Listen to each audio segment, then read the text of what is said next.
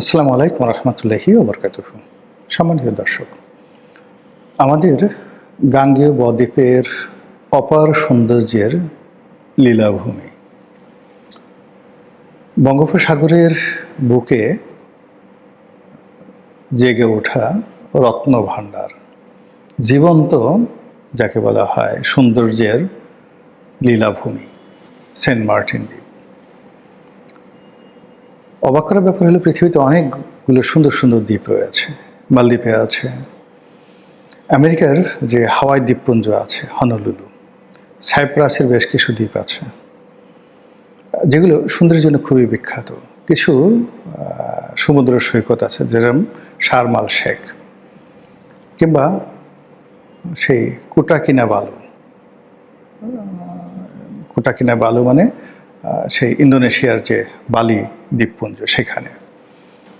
তো সবগুলোকে যদি আপনি একত্র করেন, আমার দৃষ্টিতে সমুদ্র সৈকতের সৌন্দর্য আমাদের কক্সবাজার, অর্থাৎ কক্সবাজার থেকে শুরু করে একদম ইনানি বিচ পর্যন্ত, এটার যে সৌন্দর্য, মানে দুটো সৌন্দর্য, সমুদ্রের যে ঢেউ, সমুদ্রের পানি, তারপরে সমুদ্রের যে বেলাভূমি এবং তার পেছনে যে পাহাড়, তার সঙ্গে সঙ্গে ওখানকার যে ল্যান্ডস্কেপিং, আমি আসলে এরকম কোথাও দেখিনি। আমার কাছে কক্সবাজারই শ্রেষ্ঠ মনে হয়।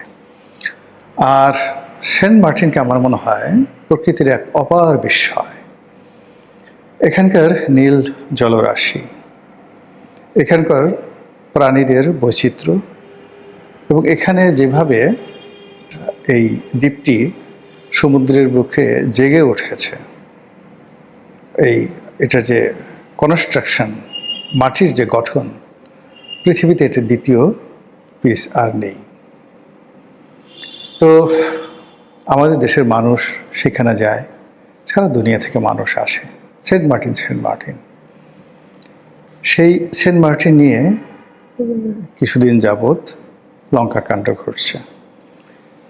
যখন শেখ হাসিনা জমানা ছিল, তিনি বারবার বলছিলেন যে এখানে আমেরিকা ঘাঁটি করতে চাচ্ছে, আমার কাছ থেকে সেন্ট মার্টিন কিনে নিতে চাচ্ছে, অনেকটা দিয়াগো গার্সিয়ার মতো, অনেকটা গ্রিনল্যান্ডের মতো, অনেকটা সেই যে আমেরিকা তো অনেক কিছুই কিনে নিয়েছে। তো যাই হোক, তারা এইভাবে সেন্ট মার্টিন কিনতে চাচ্ছে, দখল করতে চাচ্ছে, লিজ চাচ্ছে, আর আমি সেটা দিচ্ছি না বলেই আমাকে তারা ক্ষমতায় রাখতে চাচ্ছে না।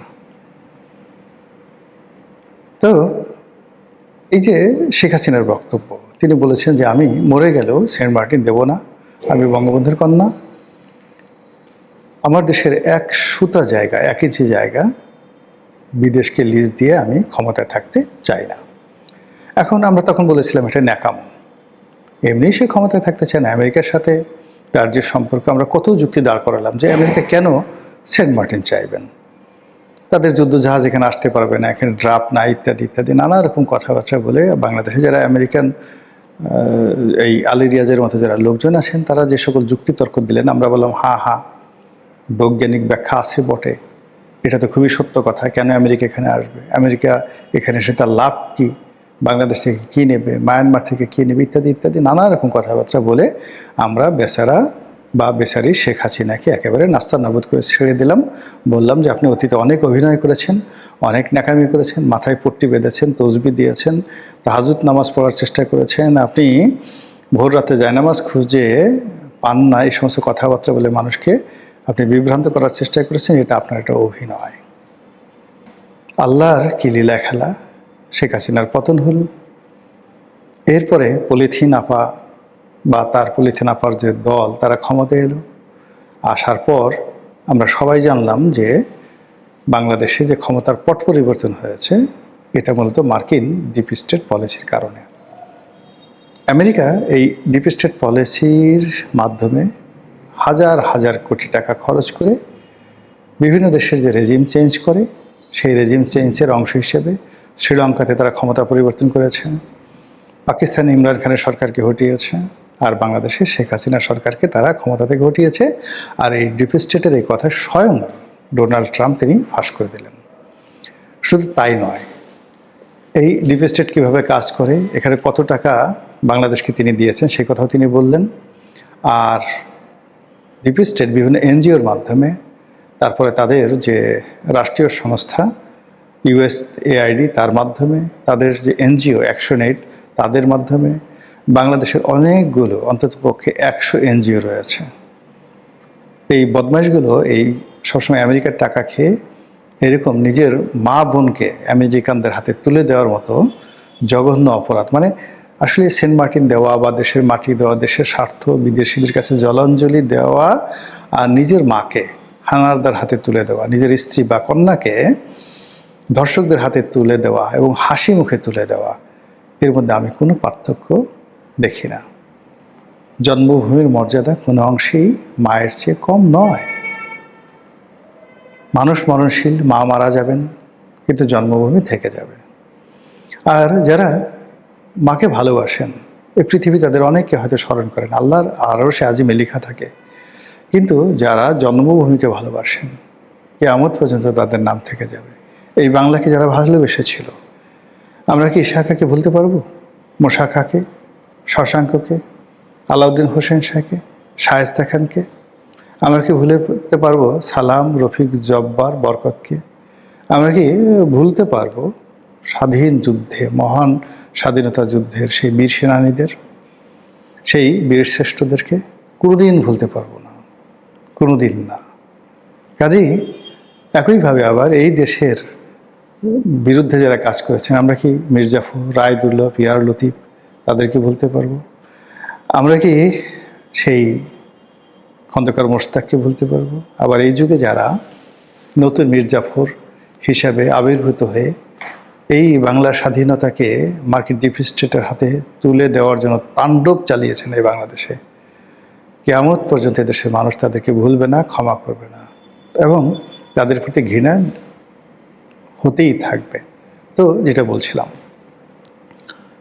সেন্ট মার্টিনের যে বিষয়টি শেখ হাসিনার পতনের পরে সামনে এলো, যখন আমি দেখলাম যে, বা আমরা দেখলাম, আমাদের দেশে পলিথিন আপা হিসেবে পরিচিত সৈয়দা রেজওয়ানা হাসান, তিনি বন এবং পরিবেশ মন্ত্রণালয়ের দায়িত্বপ্রাপ্ত উপদেষ্টা হলেন, এবং তিনি সেন্ট মার্টিনের জীববৈচিত্র্য রক্ষার জন্য এবং সেন্ট মার্টিনের সেই যে বললেন যে সেন্ট মার্টিন যদি আমরা রক্ষা না করি এটা ডুবে যাবে, এই কথা বলে সেখানে যাতায়াত বলতে গেলে প্রথমে নিষিদ্ধ করা হলো, এরপরে সীমিত আকারে পর্যটকদের যাতায়াতের ব্যবস্থা করা হলো, এবং ওখানে হাজার হাজার কোটি টাকার যে বিনিয়োগ বিভিন্ন হোটেল মোটেলে, সবগুলো লাটে উঠল। তো এই অবস্থাতে আমরা যারা হাদারাম পাবলিক, আমরা বুঝে নিলাম ঘটনা যা ঘটার ঘটে গিয়েছে। ডিপ স্টেটের নামে যা কিছু শুনছিলাম, শেখ হাসিনা যে ঢং করে যে কথাগুলো বলছিল বলে আমরা অভিযোগ করছিলাম, মূলত সবই সত্য। যা হোক, পলিথিন আপার দল গেছে, তারেক রহমান সাহেবের সরকার আসছে, এখন বলা হচ্ছে যে এই সরকারও ডক্টর মোহাম্মদ ইউনূস সরকারের এক্সটেন্ডেড ভার্সন।